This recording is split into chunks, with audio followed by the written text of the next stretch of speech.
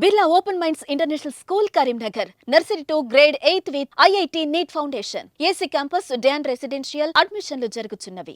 Ice cream shop కొచ్చారు. నచ్చిన ice cream తిన్నారు. తిన్నదానికి తిన్నగా డబ్బులు ఇవ్వాలి గాని డబ్బులు ఇవ్వకుండా రౌడీయిజం ప్రదర్శించారు కొందరు ఆకు రౌడీలు.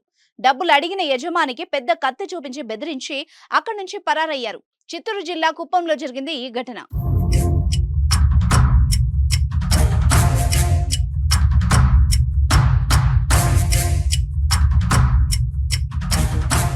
మణికంఠ అనే వ్యక్తి కుప్పంలోని హెచ్పి రోడ్ లో ఐస్ క్రీమ్ షాప్ నడుపుతున్నాడు. బుధవారం గంగమాంబ అమ్మవారి విశ్వరూప దర్శనానికి భక్తులు భారీగా తరలివచ్చారు.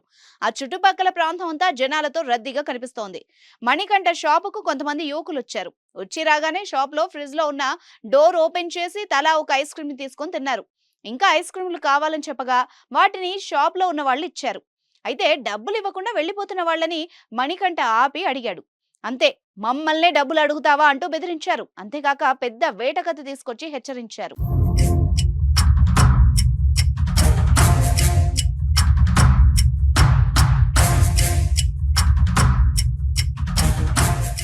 అనంతరం 4,000 విలువ చేసే ఐస్ క్రీమ్స్ పెట్టెలతో అక్కడి నుంచి వెళ్లిపోయారు. ఈ సీన్ మొత్తం దగ్గరలో ఉన్న సీసీ కెమెరాలో రికార్డ్ అయింది.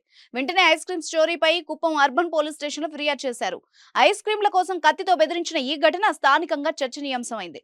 సీసీ ఫుటేజ్ ఆధారంగా ముగ్గురు యువకుల్ని పోలీసులు గుర్తించి అదుపులోకి తీసుకుని విచారణ చేపట్టారు.